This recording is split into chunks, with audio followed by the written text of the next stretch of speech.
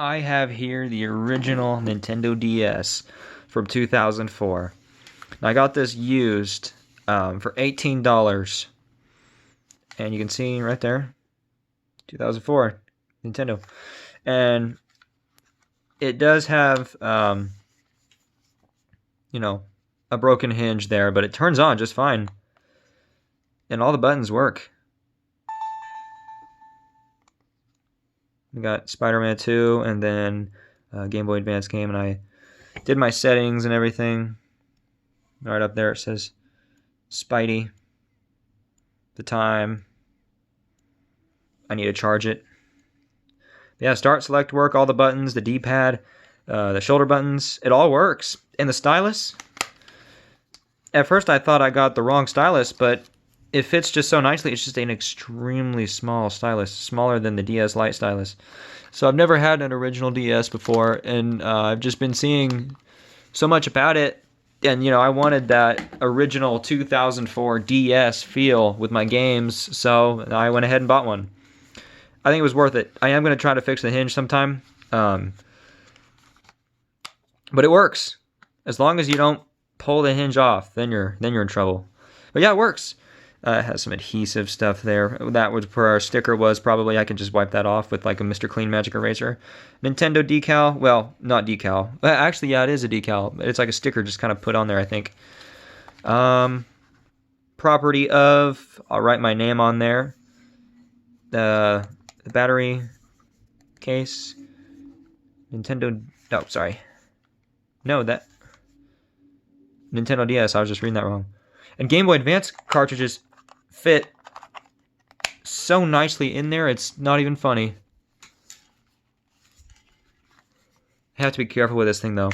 It feels like kind of a cheaper plastic. It feels like more of a cheaper plastic than, say, the DS Lite, which the DS Lite, the DS Lite, since that's all that I was used to growing up, feels like a more durable plastic and a, you know, shinier feel than this. This kind of feels like cheaper plastic, but it was the first of its kind, so I don't blame it. So I only played about a minute of Spider-Man 2 on this thing, and already I could notice two things.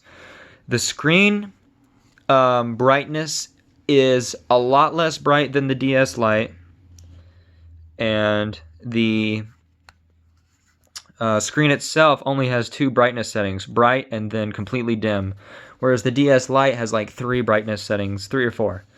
Another thing I could notice, at least to my eye, the picture on this DS looked more crisp and clear than on a DS Lite, which that could be possible and that could not be possible. I also forgot to mention this official Nintendo DS hand strap that came with it. Obviously, since it's a used DS, though, it has kind of faded away, that lettering, but it fits around my hand. If I adjust it, if I pull this cord back there, it should be able to just slide right. Yeah, and then I can adjust it however I want, however tight I want it to be, just like the Wiimote. And then, I mean, you just...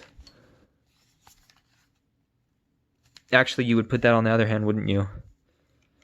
That's no good at all. I think you put it on your left hand. But I am right-handed, so it feels better for me to have it on my right hand.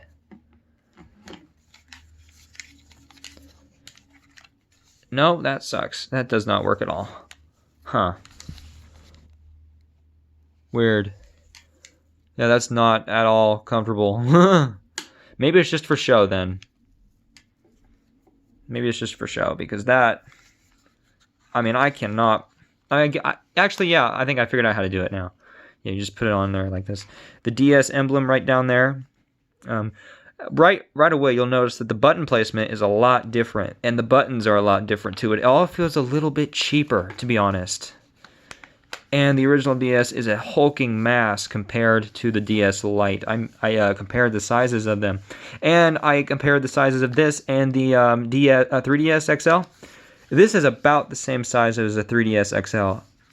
A lot more thick, though. A lot more bulk to it. So yeah, that's the original 2004. I have a very crappy tripod. I'm sorry about that. That is the original 2004 DS. I bought it for $18 online, and I think it was worth it. I'm going to try to fix that hinge one of these days, but yeah, I've always wanted one, and now I have one, and it's the launch color. Awesome.